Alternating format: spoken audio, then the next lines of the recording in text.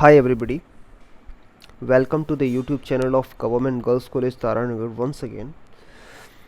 आज हम हेरिडिटी या इनहेरिटेंस के जो डिफरेंट व्यू पॉइंट्स हैं वो डिस्कस करेंगे। हमें पता है कि जेनेटिक्स के अंदर सबसे बड़ा नाम है ग्रेगर जॉन मेंडल, जीजे मेंडल, लेकिन इससे पहले भी कुछ साइंटिस्ट आए थे, इन्होंने भी कोशिश की थी इनहेरिटेंस मतलब कैरेक्टर्स का जो ट्रांसमिशन है वो पेरेंट्स ऑफस्प्रिंग में कैसे होता है, तो इस चीज़ को उन्होंने एक्सप्लेन करने की कोशिश की थी। तो ये चीज़ें हम ये जो व्यू पॉइंट्स हैं उन डिफरेंट साइंटिस्ट के डिफरेंट जो पर्सनस आए थे डिफरेंट टाइम स्केल्स के ऊपर, तो वो हम डिस्कस करने वाले हैं। तो पहले हम बात कर लेते हैं कि हेरिडिटी क्या होती है। तो हेरिडिटी जो वर्ड है ये लैटिन लैंग्वेज के हेरिडिटस से लिया गया है, जिसका मतलब होता है एयरशिप और इनहेरिटेंस। इसको एयरशिप को हिंदी में बोलते हैं विरासत, मतलब हमें इनबॉर्न क्या मिला है अपने पेरेंट्स से। तो इसके नाम से ही पता चल रहा है heredity, it is the transmission of genetic characters from parents to their offsprings, कि जेनेटिक कैरेक्टर्स पेरेंट्स से ऑफस्प्रिंग में कैसे जाते हैं, इसके ट्रांसमिशन को हम क्या बोलते हैं, हेरिडिटी। और the word is interchangeable with inheritance, इसको इनहेरिटेंस भी बोला जाता है, लेकिन इनहेरिटेंस एक्चुअल में क्या होता है, it is the process by which characters और traits pass from one generation to the next. Inheritance वो प्रोसेस है जिसके द्वारा जेनेटिक कैरेक्टर्स एक जनरेशन से दूसरी जनरेशन में पास होता है। दूसरा जो वर्ड है वो है वेरिएशन। तो वेरिएशन, कोई भी दो ऑर्गेनिज्म सेम नहीं होते हैं, क्योंकि सभी ऑर्गेनिजम्स का डीएनए डिफरेंट होता है। तो आइडेंटिकल ट्विंस को छोड़कर, मोनोजाइगोटिक ट्विंस को छोड़कर कोई भी दो इंडिविजुअल सेम नहीं होते हैं। तो वेरिएशन क्या होता है, वेरिएशन कि कोई प्रोजेनी मतलब ऑफस्प्रिंग्स अपने पेरेंट्स से और आपस में कितनी डिफरेंट है, तो उसको हम क्या बोलते हैं, variation. It is the degree of differences in the progeny and between the progeny and the parents, मतलब प्रोजेनी पेरेंट्स से कितनी डिफरेंट है और प्रोजेनी आपस में कितनी डिफरेंट है, तो उसको हम क्या बोलते हैं, वेरिएशंस। वेरिएशंस जो थे वो पुराने टाइम में भी लोगों को पता था, उनको पता था कि सेक्सुअल रिप्रोडक्शन जो होता है it is the source of variation. तो इस वजह से वो ब्रीडिंग के द्वारा नई नई वेराइटीज़ उन्होंने डेवलप की। तो अब हम बात कर लेते हैं जेनेटिक्स की, कि जेनेटिक्स क्या होता है। तो जेनेटिक्स बायोलॉजी की वो ब्रांच है जिसके अंदर हम हेरिडिटी और वेरिएशंस की स्टडी करते हैं। तो बायोलॉजी का वो ब्रांच जो हेरिडिटी और वेरिएशन से डील करता है उसे हम क्या बोलते हैं, जेनेटिक्स। तो ये जो टर्म है जेनेटिक्स, ये किसने दिया था, विलियम बैटसन ने। तो आइए हम बात कर लेते हैं जेनेटिक्स की कौन सी ब्रांचेज है। तो जेनेटिक्स की बेसिकली तीन ब्रांचेज होती हैं। पहली है ट्रांसमिशन जेनेटिक्स, इसको क्लासिकल जेनेटिक्स या मेंडेलियन जेनेटिक्स भी कहा जाता है। इसके अंदर हम क्या करते हैं कि जीन्स एक जनरेशन से दूसरी जनरेशन में कैसे पास होते हैं, तो इनके ट्रांसमिशन की स्टडी की जाती है। तो transmission genetics is the branch of biology which deals with the transmission of genes from one generation to the next. दूसरा जो ब्रांच है वो है मोलेकुलर जेनेटिक्स। तो मोलेकुलर जेनेटिक्स, इसमें हम इनहेरिटेंस की बात करते हैं एट द मोलेकुलर लेवल। तो ये क्या करता है, अब हमें पता है कि जो इनहेरिटेंस का यूनिट है वो क्या होता है, जीन होता है। तो मोलेकुलर जेनेटिक्स में हम क्या करते हैं, हम जीन के स्ट्रक्चर और फंक्शन की बात करते हैं एट द मोलेकुलर लेवल।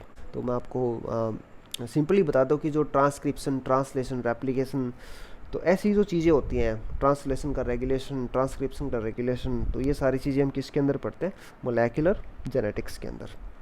तीसरा जो ब्रांच है वो है पॉपुलेशन जेनेटिक्स। तो पॉपुलेशन जेनेटिक्स में हम क्या करते हैं कि जो डिफरेंट लॉज है इनहेरिटेंस के, उनको हम अप्लाई करते हैं to entire population of organisms.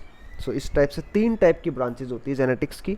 Number 1 is transmission genetics, number 2 is molecular genetics and number 3 is population genetics.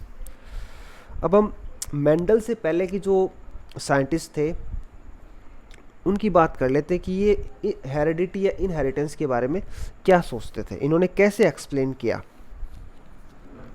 तो डिफरेंट टाइम्स के ऊपर डिफरेंट साइंटिस्ट आए और डिफरेंट टाइप के व्यू पॉइंट्स इन्होंने प्रपोज किए ट्रांसमिशन ऑफ कैरेक्टर्स के बारे में।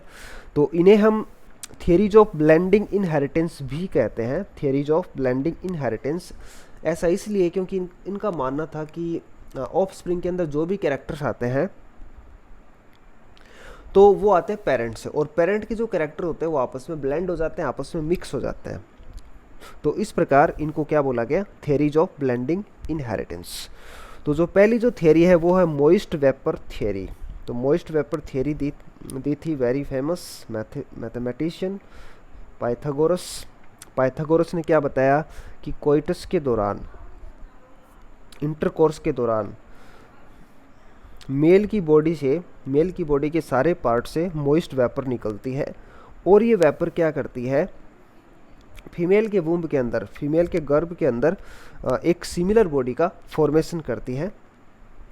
तो इसे हम क्या बोलते हैं, मोइस्ट वेपर थियरी। किसने प्रपोज की थी, पाइथागोरस ने। दूसरा जो व्यू था वो था फ्लूइड थियरी। फ्लूइड थियरी दी थी एरिस्टोटल ने। तो एरिस्टोटल ने दो टाइप के फ्लूइड्स के बारे में बताया, एक तो मेल का सीमेन और दूसरा फीमेल का सीमेन। तो मेल का जो सीमेन था एरिस्टोटल के अनुसार ये क्या था, हाईली प्यूरिफाइड ब्लड, और फीमेल का जो सीमेन था, फीमेल का जो मेंस्ट्रुअल फ्लूइड था, ये मेल के सीमेन के जितना प्योर नहीं था। तो एरिस्टोटल ने क्या बताया कि ये दोनों जो फ्लूइड्स थे ये कोइटस के दौरान, इंटरकोर्स के दौरान कंबाइन हो जाते थे। फीमेल जो सीमेन था ये एक इनर्ट फ्लूइड, एक मीडियम का काम करता था एम्ब्रियो के फॉर्मेशन के लिए, और मेल सीमेन क्या करता था, मेल सीमेन इसको फॉर्म और वाइटलिटी, मतलब एम्ब्रियो का जो भी रूप है, जो भी फॉर्म है, जो भी इसके अंदर डिफरेंट पार्ट्स आएंगी, जो भी इसके अंदर जान आएगी, ये कौन प्रोवाइड करता था, ये करता था मेल सीमेन। तो इसको हम क्या बोलते हैं, फ्लूइड थियरी। उसके तीसरी जो थियरी थे जो हम डेवलपमेंटल बायोलॉजी के अंदर भी पढ़ते हैं, तो इसका नाम है प्री फॉर्मेशन थियरी। तो प्री फॉर्मेशन थियरी के अनुसार ऑर्गेनिज्म जो होता है वो ऑलरेडी स्पर्म और एग के अंदर प्रेजेंट होता है इन अ मिनिएचर फॉर्म, एक छोटी सी फॉर्म के अंदर, जिसे हम क्या बोलते हैं, होमनक्यूलस। तो इसके अनुसार स्पर्म या एग के अंदर एक छोटा सा ह्यूमन ऑलरेडी प्रेजेंट होता है, जिसे हम क्या बोलते हैं, होमनक्यूलस। और फर्टिलाइजेशन क्या करता है, इसकी ग्रोथ को स्टिमुलेट करता है। तो यहाँ से दो टाइप के साइंटिस्ट निकले। पहले वो थे जो ये मानते थे कि ये मिनिएचर जो है ये स्पर्म के अंदर प्रेजेंट होता है, इन्हें बोला गया स्पर्मिस्ट। और दूसरे वो थे जो मानते थे कि मिनिएचर जो है वो ओवम के अंदर प्रेजेंट होता है, एग के अंदर प्रेजेंट होता है, तो इसे हमने क्या बोला, ओविस्ट। तो हम स्पर्मिस्ट और ओविस्ट की बात यहाँ पे नहीं करेंगे, ये हम डेवलपमेंटल बायोलॉजी के अंदर अलग से देखेंगे। उसके बाद मॉपर्टियस जो था, इन्होंने थियरी प्रपोज की, पार्टिकुलेट थियरी। इन्होंने बताया, इन्होंने कंसीडर किया, इन्होंने माना कि हेरिडिटी जो होती है ये शरीर के डिफरेंट पार्ट से आने वाले माइन्यूट पार्टिकल्स के द्वारा कंट्रोल की जाती है। तो ये माइन्यूट पार्टिकल्स जो है ये बॉडी के डिफरेंट पार्ट से होते हुए रिप्रोडक्टिव ऑर्गन्स तक पहुंच जाते हैं, और एक इंडिविजुअल तब बनता है जब ये पार्टिकल्स मेल और फीमेल दोनों बॉडी से आकर कंबाइन हो जाते हैं। तो मॉपर्टियस ने क्या माना कि जितनी भी बॉडी है, बॉडी के जितने भी पार्ट्स हैं उनमें माइन्यूट पार्टिकल्स पाए जाते हैं, जो कि बॉडी के डिफरेंट पार्ट से रिप्रोडक्टिव ऑर्गन्स के अंदर चले जाते हैं, और एक इंडिविजुअल कब बनता है, जब मेल और फीमेल दोनों की बॉडी से ये पार्टिकल्स कंबाइन हो जाते हैं। उसके बाद डार्विन आए। डार्विन ने दी थियरी ऑफ पैनजेनेसिस। तो इन्होंने क्या बताया कि बॉडी की जितने भी सेल्स होती हैं ये छोटे छोटे पार्टिकल्स प्रोड्यूस करती है, जिन्हें डार्विन ने क्या बोला, जेम्यूल या पेंजीन।